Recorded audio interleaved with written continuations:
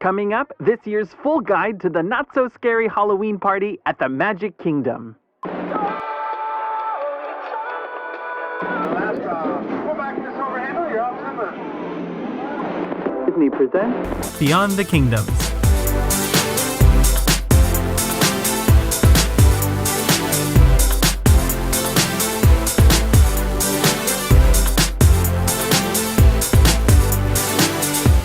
Today's episode of Beyond the Kingdoms is proudly sponsored by SmallWorldVacations.com, authorized Disney vacation planners. Their team of knowledgeable agents have been creating the magic for over 20 years, and they can book your next trip to Walt Disney World. Just visit their website to get a free quote. Small World Vacations, where the magic begins.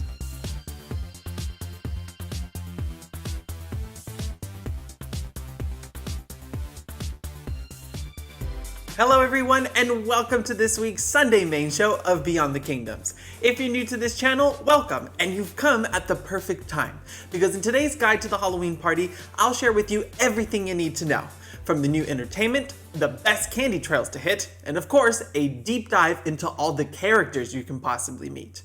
For you veterans, this will be a great recap on all things Halloween at the Magic Kingdom, and get you ready to go for the event. So let's not waste any more time and jump right in.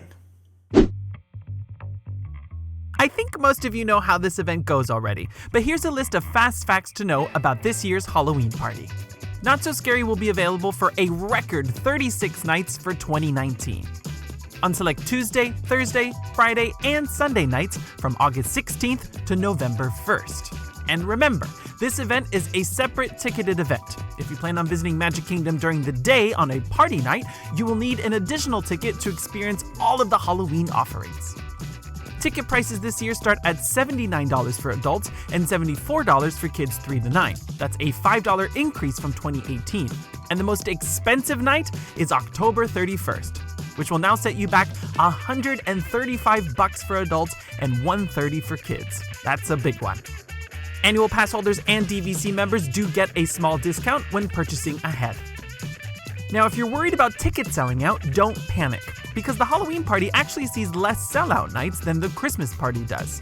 And that's because it runs for a much longer period. In 2018, only 3 nights sold out in total.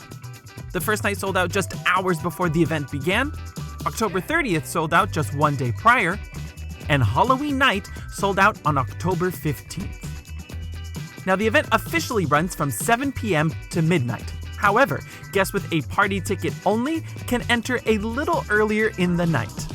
Regular partygoers can enter the Magic Kingdom as early as 4, and DVC members with only a party ticket can enter as early as 2 p.m., and they can bring up to 7 guests with party tickets. Disney does reserve the right to push that back a little bit if the park is too crowded, but in all the years I've been doing this, I found this to be true each and every time. Now, for those of you with an annual pass or a day ticket to the park who also have a party ticket, you can obviously enter the Magic Kingdom as early as you want and stay all day long. Just make sure to pick up a party wristband around 4 p.m.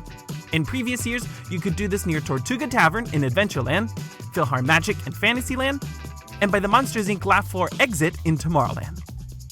Everyone else entering with just a party ticket, you'll get yours right as you enter.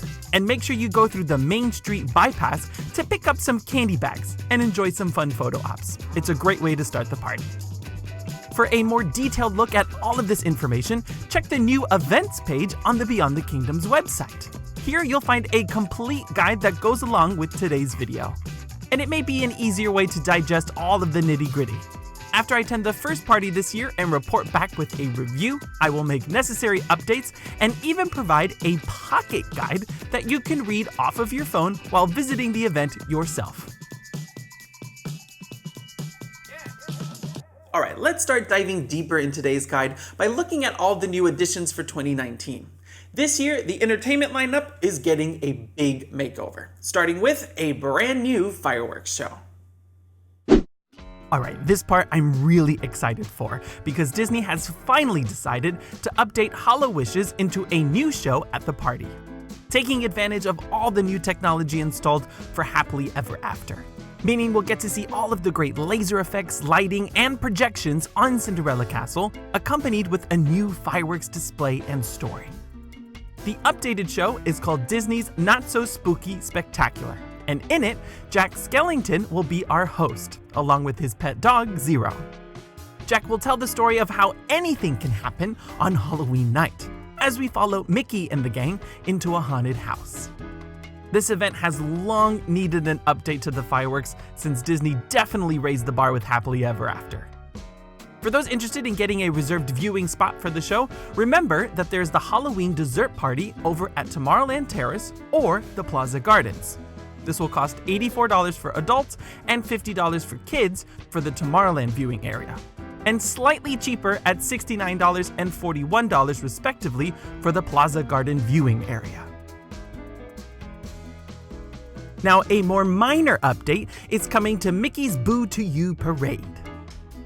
This will still take place twice a night and be led by the Headless Horseman from the Legend of Sleepy Hollow. After his charge down the parade path, a cavalcade of characters will come out, including hitchhiking ghosts, pirates, and some new parade floats. Disney has officially announced that a new Tomorrowland float will debut featuring Buzz and those cute green aliens, along with a unit featuring the Incredibles led by Edna Mode herself. The Haunted Mansion unit will feature a new bride character, and Mickey and his friends will sport new costumes.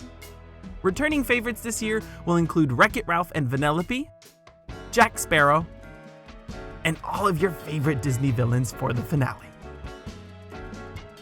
Now, sticking to the parade but talking about something brand new, this year's party will also feature Cruella's Halloween Hideaway over at Tony's Town Square restaurant on Main Street. This is a dining event that comes with a reserved viewing of the second parade showing, and it's very similar to the Christmas party version that debuted last year. Beginning at 9:30 p.m., guests who participate in this can come and go throughout the night and hit the all-you-can-enjoy buffet that includes savory hors d'oeuvres, Halloween flatbreads, and of course, some sweet treats. I think we can assume that Cruella herself will make appearances here, which will let you squeeze in one more character meet. Now, I will admit to you that this is a pricey add-on dining event and costs $99 per person on top of your party ticket. That's for both adults and the kids, and it takes place from 9:30 p.m. to 12:30 a.m., a little after the party officially ends. Alright, so that's a look at all the new updates for 2019 in terms of entertainment. But let's look at the smaller shows returning again for this year's party. The Cadaver Dans will return this year and be singing some spooky Disney songs in the Frontierland area of the park. If you're a fan of the regular Dapper Dans, this is a fun Halloween spin. Now, they do tend to roam about a bit in this area, and last year I remember catching a glimpse of them before the parade started by Country Bear Jamboree. For those attending the party with toddlers and little ones, you'll want to make a stop at the Disney Junior Jam. This is a small dance party in Storybook Circus, featuring characters from Disney Junior, including Doc McStuffins, Vampirina, Timon, and new for 2019 will be Fancy Nancy. This is a nice secluded area away from the big crowds and great for toddlers. But I also want to point out that most of these characters can now be found over in Hollywood Studios. If you plan on visiting both parks during the fall season, these are two ways to meet them. Now, it seems that the Monsters Scream-O-Ween Ball may not be returning this year. I could be wrong on this, but my investigations tell me that it will be absent for 2019. And that's possibly because the trick-or-treat trail inside the lab floor is getting an update. But more on that later. But one of my favorite stage shows at the Magic Kingdom for the entire year is definitely coming back, the Hocus Pocus Villain Spelltacular. Several times a night throughout the party, the Sanderson sisters meet in front of the castle to conjure up their special party potion. But they need help from other villains to make their witch's brew. Along the way, you'll see favorite characters like Oogie Boogie and Dr. Facilier. I used to say that this was one of the best entertainment offerings at this event, but with the new fireworks show and an updated parade, it looks like all three are going to be spectacular this year. Alright, in terms of schedule, let me do a quick recap on the big entertainment offerings, because this will determine a big bulk of your itinerary for the night. Now, right at the start of the event, the dance parties will usually begin at 7 and run all the way till midnight. But keep your eye on that Disney Junior one because sometimes it can end a little early. Then after the party officially begins at 7, you'll usually have 2 performances of the Hocus Pocus show, followed by the first parade showing. Now this one gets really crowded, so I recommend doing the later one. After that, you'll have the one fireworks show, followed by another Hocus Pocus show, and the second parade viewing. And then the night is capped off with a midnight performance of Hocus Pocus. Now, if you're trying to do all 3 of the big ones, I would recommend doing the fireworks show, followed by moving up to the castle stage to watch Hocus Pocus, and sitting tight in the hub to watch the second parade.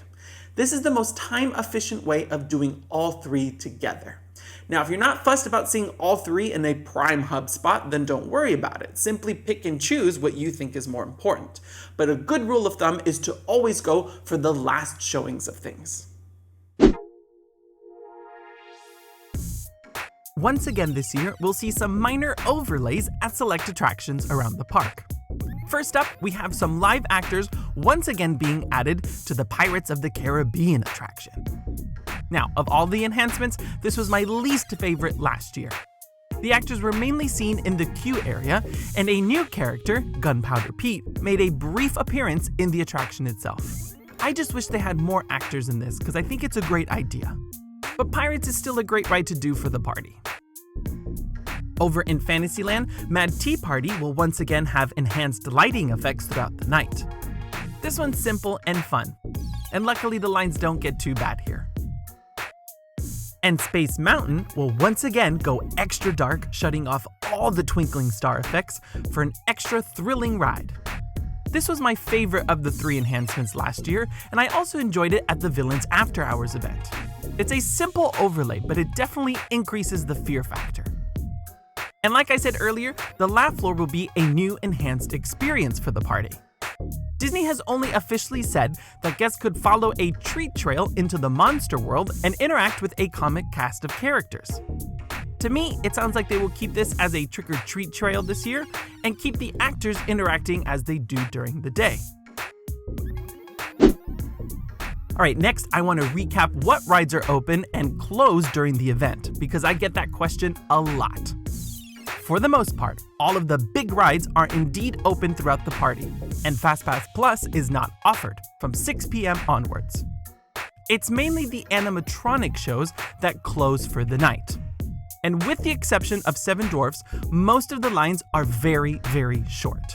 Mine Train is the only one that gets pretty long, hovering at around 30 to 45 minutes. I know that might sound like a lot, but it's certainly better than the 2-hour line you'll see during the day.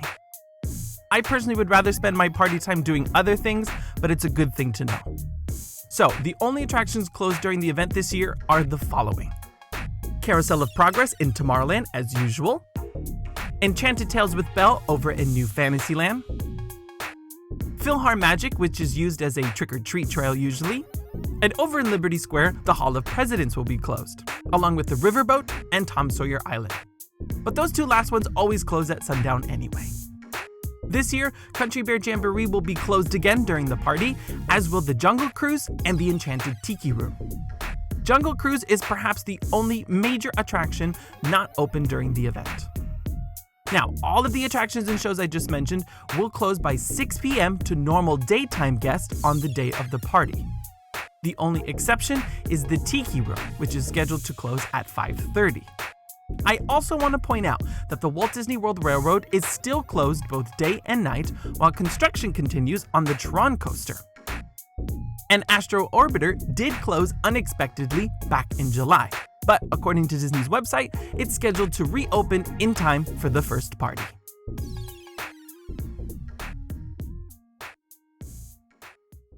Alright, to wrap up today's guide, we've got the 2 most important elements to go over.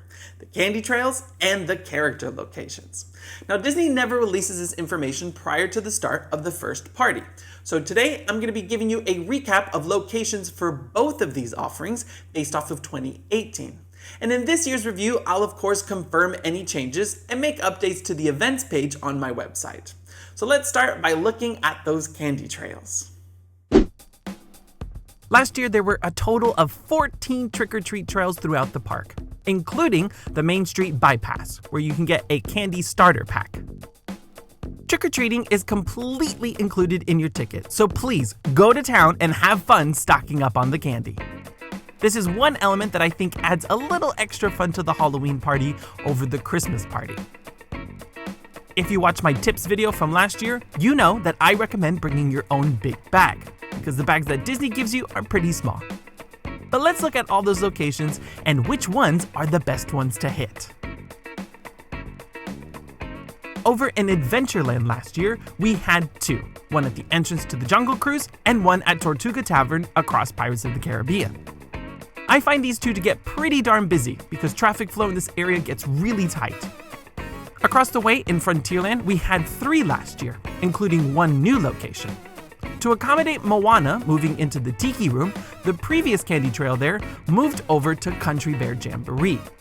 This one had 2 bucket stations inside one trail, but again, it got very, very busy. But the 2 remaining candy trails in this area were very quiet. One by the entrance to Splash Mountain, and one by the Laugh Landing to Tom Sawyer Island, which didn't give out candy last year and passed out Go-Go Squeeze applesauce instead.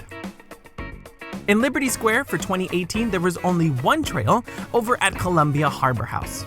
This was an extremely congested area, but I have a theory that this trail will move back to the Riverboat Landing, as it was in years past. For 2018, the Rivers of America was undergoing a huge refurb, and that's now complete. In Fantasyland, the trails definitely got much better. And one of my favorites is PhilharMagic, because it normally features 2 bucket stations for each line. And you can sit and watch the adventures of Ichabod and Mr. Toad for a little break. Another great one in this land last year was at Pinocchio's Village House. Very quiet, and again, 2 pickup stations. And new for 2018, we also had a trail at Ariel's Grotto. Last year, there was only one trail in Storybook Circus, which was at the queue area for the railroad, right by the Barnstormer. This was another surprisingly busy one. And then finally we have Tomorrowland, which in 2018 had 3 candy trails and some of the best. One at Cosmic Ray's Starlight Cafe, Carousel of Progress, and the Laugh Floor. In my humble opinion and from previous experience, the best trails seem to be in Fantasyland and Tomorrowland. Pinocchio's, PhilharMagic, and the Laugh Floor all had double stations within one trail. And there's plenty of space for the lines to move quickly. And Carousel of Progress is a fast and easy one to loop around multiple times. And for more info on allergy-friendly candy, make sure you check out this video.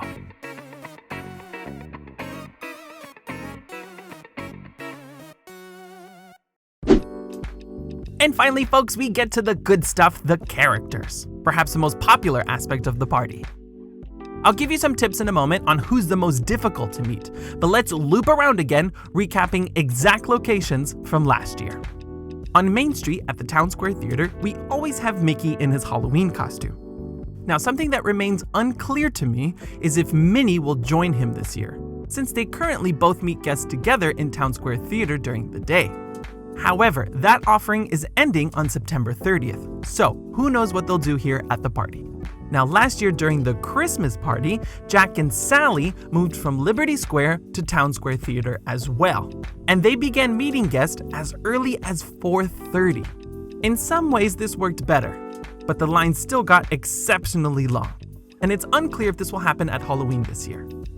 But I'd like to point out that Disney's official website has the Tinkerbell meet closing early on party nights, so that might signal that it's still happening this year. In Tomorrowland, we had one new character for 2019, and that was Elvis Stitch, in the queue area for the previous Great Escape attraction. And Lotso from Toy Story 4 was by Space Ranger Spin. In Storybook Circus, the 7 dwarfs got moved inside to Pete's Silly Sideshow, which again, I think was a good idea simply for the air conditioning.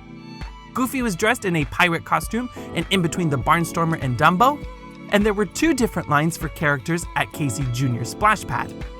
One line to meet Minnie in her witch costume, and the second to meet Donald and Daisy together.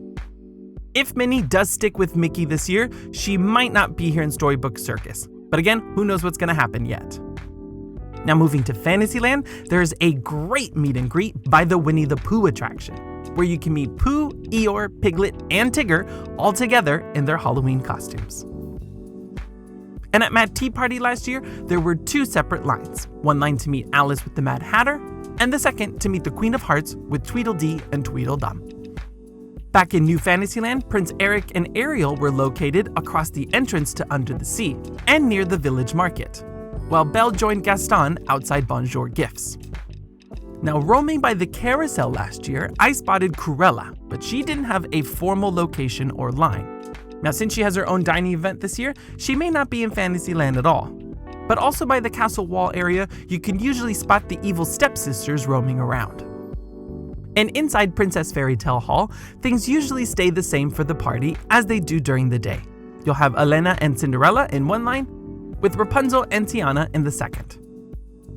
I keep wishing that they would bring back the villains with the princesses in this spot, but that hasn't happened for a few years now. Over in Liberty Square, you may find gravediggers from the Haunted Mansion in several locations. They were not listed last year on the official map, but I spotted them in these locations by the main pathway. And finally, in Adventureland, we usually have a lot of characters. Like I said before, Moana moved inside to the Tiki Room last year. And with the earlier closing time for the attraction for 2019, I think that's a sign that this is happening again. Jack Sparrow is usually by the Pirate Tutorial stage, Jafar at the Zanzibar Trading Company, and we normally have a character shuffle at the Agrabah Bazaar.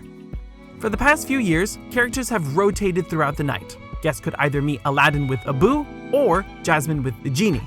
For this one, check with cast members what's going on when you arrive. And finally, across Sunshine Tree Terrace, you can usually meet Tarzan along with Jane and Turk in one big photo op. Jack and Sally remain to be the most popular ones. If you plan on meeting them, enter as early as you can and line up for them right away, or try your luck at the end of the night. In 2018, the 2 other popular meet and greets were the Seven Dwarfs and Moana. Both of them began meeting guests around 6:15. Moana's line slowly began forming at 4:30, but didn't get too long until 5:30. And the same can be said about the Seven Dwarfs now. The other somewhat popular set to do is Pooh and the Gang, mainly because no other location offers 4 different characters in one spot. Every other meet and greet is pretty moderate, but I wouldn't leave it past 6:15 to start lining up for them. It's the best way to start the party. Now, I know that I didn't get to talk about specialty treats and magic shots or this year's Sorcerers of the Magic Kingdom card, but details haven't been released yet for this. So stay tuned to the Beyond the Kingdoms website for more updates.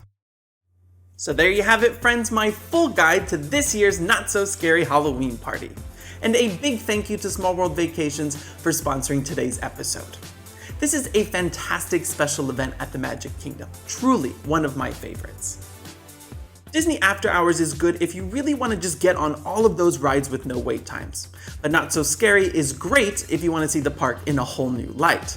The entertainment lineup is fantastic, and unlike Christmas, this is the only way to see things like the fireworks show, the Boo to You parade, and the Hocus Pocus show. If you want to see videos from last year's party, make sure you check out my Not So Scary playlist for tips, reviews, and a whole lot more. Stay tuned next week for another news update video on everything currently happening around the parks at Disney. But until next time, remember, if you can dream it, you can do it.